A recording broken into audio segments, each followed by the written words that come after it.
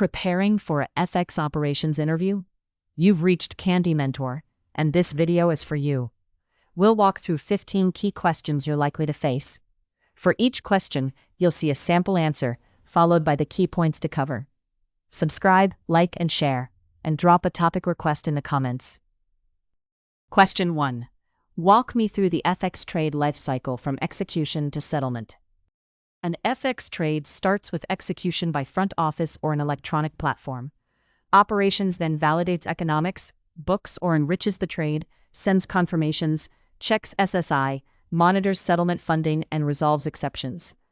On value date, cash movements hit nostro accounts, often through CLS for eligible currencies. After settlement, Ops reconciles positions in cash, investigates breaks, and reports issues.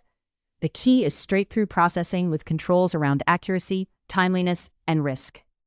While answering, focus on trade capture, validation, confirmation, SSI checks, settlement, nostro reconciliation, exception management, and how operations reduces risk after front office execution.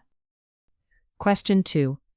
What is the difference between an FX spot, forward, and swap transaction? Spot FX is the purchase of one currency against another, usually settling T+2, although some pairs settle T+1. A forward locks an exchange rate today for settlement on a future date, helping clients hedge currency exposure. An FX swap combines two legs, typically a near-date exchange and a far-date reversal at agreed rates. Operationally, spot is simpler. Forwards require future date monitoring, and swaps need both legs confirmed, settled, and reconciled correctly. Make sure to cover value dates, exchange rate locking, two-legged swap structure, cash flow timing, and why clients or banks use each product operationally. Question 3. What is settlement risk in FX, and how does CLS help reduce it? Settlement risk is the risk that we pay away one currency but do not receive the other, often because currencies settle in different time zones. CLS reduces that risk by using a payment versus payment model, where both sides of eligible FX trades settle simultaneously through CLS Bank. Operations still must meet cutoffs, fund accounts, and resolve unmatched trades. CLS does not remove every operational issue, but it materially reduces principal risk in major currency pairs.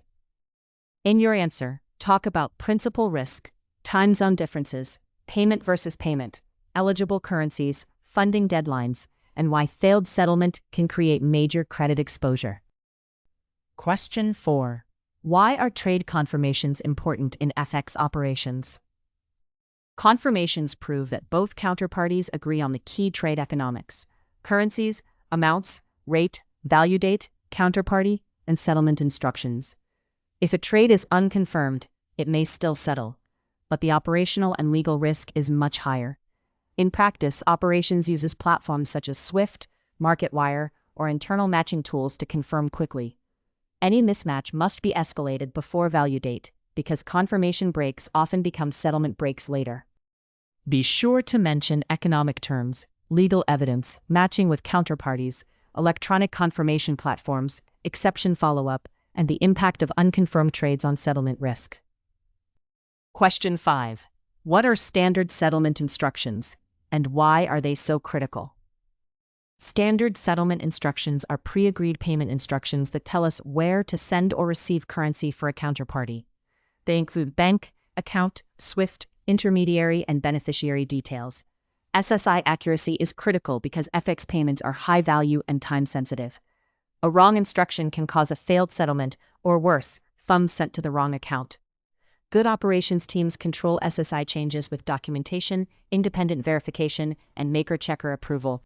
While answering, focus on beneficiary bank details, nostro accounts, static data controls, maker-checker approval, fraud prevention, and how incorrect SSI can cause failed or misdirected payments. Question 6. How would you investigate an unmatched FX trade? I would first compare the full trade economics against the counterparty record. Currency pair, buy-sell direction, amounts, rate, trade date, value date, and counterparty identifier. Then I would check whether there was an amendment, cancellation, duplicate booking, or incorrect source feed. If the break is external, I would contact the counterparty and agree the correct details. I would escalate time-sensitive items before settlement cutoffs and document the root cause to prevent recurrence. Make sure to cover checking trade economics, counterparty records, booking source, timestamps, amendments, confirmations, escalation path, and documenting the root cause of the mismatch. Question 7. What is a nostro reconciliation, and what types of breaks can occur? A nostro reconciliation compares our internal cash ledger against statements from correspondent banks. In FX, we expect specific currency inflows and outflows on value date. Breaks can be timing differences, missing receipts, wrong amounts, incorrect value dates, bank charges, duplicate payments, or misbooked trades. Operations investigates whether the issue is internal booking, counterparty settlement, or bank processing. Clean nostro recs matter because unresolved cash breaks affect liquidity, client reporting, and financial control. In your answer, talk about bank cash accounts, expected versus actual movements, timing differences, failed receipts, wrong amounts, fees, duplicate payments, and escalation. Question 8. What would you do if an FX trade is due to settle today, but the counterparty has not confirmed it? I would treat it as urgent because same-day unconfirmed trades can become settlement failures. First, I would verify our internal booking and SSI. Then I would contact the counterparty confirmation team and chase for agreement. If we still cannot confirm before cutoff, I would escalate to front office, credit, and settlements management. Depending on policy and risk, payment may be held or released with approval. The decision and communication must be documented clearly. Be sure to mention urgency, checking internal accuracy, contacting the counterparty, escalation to front office or credit, settlement hold decisions, and audit trail maintenance. Question 9. Explain the operational difference between deliverable forwards and NDFs. A deliverable forward settles by exchange of the two currencies on the future value date. An NDF, or non-deliverable forward, does not exchange the restricted currency. Instead, the counterparties calculate a cash difference between the contracted forward rate and the fixing rate, usually settling in USD. Operationally, NDFs require careful confirmation of fixing source, fixing date, settlement currency, and calculation amount. They are common in markets where local currency delivery is restricted or tightly controlled.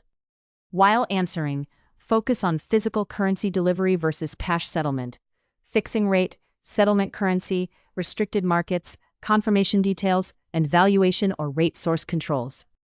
Question 10. What are cutoffs in FX operations and why do they matter? Cutoffs are deadlines by which trades, confirmations, funding, or payment instructions must be completed for settlement to happen on time.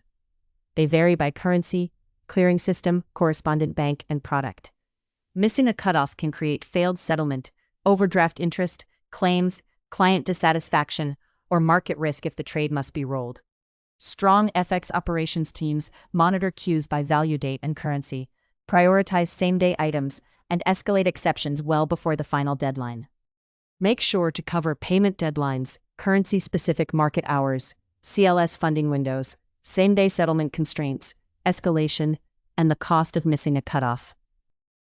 Question 11. How do amendments and cancellations create risk in FX operations? Amendments and cancellations are risky because they change what downstream teams expect to confirm, settle, reconcile, and report. For example, if a value date is amended but the settlement queue is not updated, cash may move on the wrong day. Operations must verify that the counterparty agrees, update all systems, cancel any old payment instructions, and maintain a clear audit trail. Late changes should have approval controls, especially near settlement cutoffs. In your answer, talk about changed economics, downstream confirmation and settlement impacts, duplicate bookings, counterparty agreement, audit trails, and approval controls for late lifecycle events. Question 12. What controls would you expect in a strong FX operations process? I would expect controls across the full lifecycle. Trade capture should use automated feeds and validation checks. Confirmations should be matched electronically, with aged breaks escalated. SSI and static data changes need maker-checker approval and independent verification. Settlement queues should be monitored against cutoffs, and nostro accounts reconciled daily. There should also be exception reporting, segregation between booking and approval, and clear ownership. Good controls reduce operational loss, fraud risk, and client impact. Be sure to mention segregation of duties, maker-checker reviews, automated matching, exception reporting, static data governance, reconciliations, escalation procedures, and management reporting. Question 13. How would you handle a failed FX settlement? I would first identify which leg failed: our payment, the counterparty receipt, or an external bank issue. Then I would check SSI, funding, payment status, sanctions or compliance holds, and nostro activity. I would contact the counterparty or correspondent bank quickly and escalate internally, because failed FX settlement can create credit and liquidity risk. If charges or interest apply, I would support the claim process. Finally, I would record the root cause and corrective action.